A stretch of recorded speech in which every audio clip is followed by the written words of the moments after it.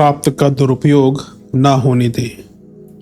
खजांची और उच्च अधिकारी अपने अधिकार क्षेत्र में बहुत कुछ संजोए रहते हैं, पर वह सारा वैभव नियुक्तिकर्ता द्वारा निर्धारित किए प्रयोजनों के लिए ही होता है। यदि उनमें से कोई हस्तगत वैभव को मन मर्जी से स्वार्थ प्रयोजन के लिए खर्च करने लगे, तो समझना चाहिए कि अब इसे भर्त्सना ही नहीं, प्रताड़ना भी सहनी पड़ेगी। पदच्युत होकर अप्रामाणिक लोगों की तरह तिरस्कृत होते हुए भी भटकना पड़ेगा।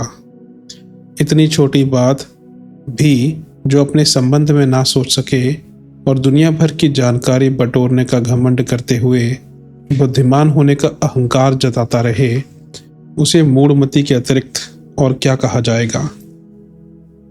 जन्म, कुछ दिन खेलकूद, किशोरावस्था आने पर कल्पना की रंगीन उड़ानें भरना, युवा होते होते विवाह बंधन में बंधना, जो बोझ लादा उसे वहन करते रहने के लिए दिन रात कमाने के लिए खटते रहना, बढ़ाए हुए परिवार की बढ़ती समस्याओं को जिस प्रकार किसी हद तक सुलझाना, ढलती आयु के साथ अशक्तता और रुग्णता का चढ़ दौड़ना, समर्थ संतानों द्वारा समस्त वैभव पर कब्जा जमा लेना, स्वयं को असहाय अपमानित स्थिति में दिन गुजारने के लिए बाध्य होना और रोते कलपते मौत द्वारा दबोच लिया जाना, क्या यही है आम लोगों की नियति? इस बीच सुखद संभावनाओं की आशा तो जब तब बंधती रहती है, पर उनकी झलक झांकी तो क्षण भर के लिए सामने प्रकट हो, हस्तगत होने से पहले ही तिरोहित हो जाती है। तृष्णा अपनी जगह ज्यों की त्यों बनी रहती है। एक आकांक्षा पूरी होने से पहले ही 10 और नई उपज खड़ी होती हैं। इस प्रकार अभाव और असंतोष की स्थिति ही बनी रहती है। बाहर से लोगों को सुखी और संपन्न दिखने वाला भी भीतर कितना अशांत और उद्विग्न है, इस वस्तु स्थिति को कोई क्या समझे। अपने आसपास की ही वास्तविकता से कोसों दूर भ्रांतियों में उलझे रहकर अधिकांश लोगों से तो आत्मसमीक्षा तक नहीं बन पड़ती। जिंदगी का बोझ तो किसी प्रकार वहन कर लिया जाता है, पर उसके साथ अपने को, विशाल विश्व को और भारी अरमानों के साथ हमें निहाल करने वाला सृष्टा को क्या मिला?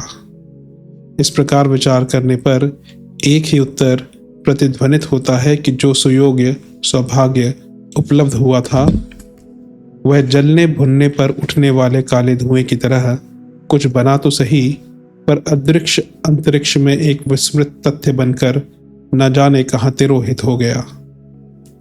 बात बर्बादी तक की होती तो भी किसी प्रकार उसे सहा जा सकता था, पर पतन और पराभव की, अपयश असंतोष की बोझिल पाप पिटारी भी सिर पर लगती है और वही साथ जाती है।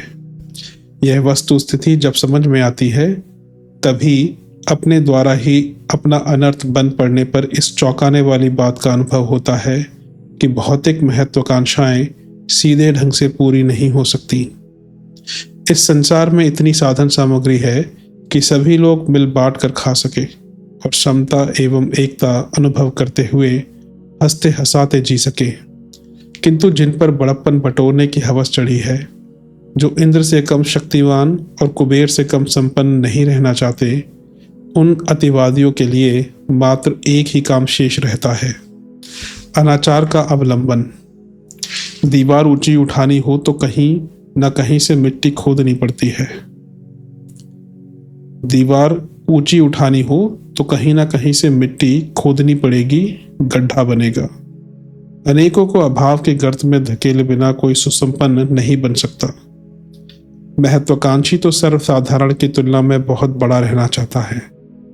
इस तृष्णा की सुरसा को तृप्त तो कोई नहीं कर पाया, पर इस विभ्रम में अपना और दूसरों का अहित इतना अधिक कर लेता है कि उस असीम ललक लिप्सा को मात्र धिक्कारा ही जा सकता है।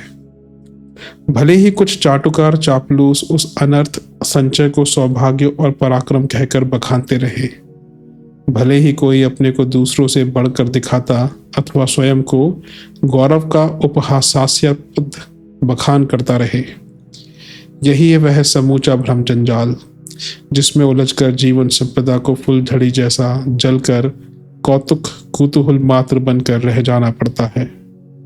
नशेबाजों जैसी अर्ध विक्षिप्तता जब तक सिर पर चढ़ी रहती है तब तक तो कुछ पता ही नहीं चलता कि अपने हाथों अपने ऊपर कितना अनर्थ लादा जा रहा है।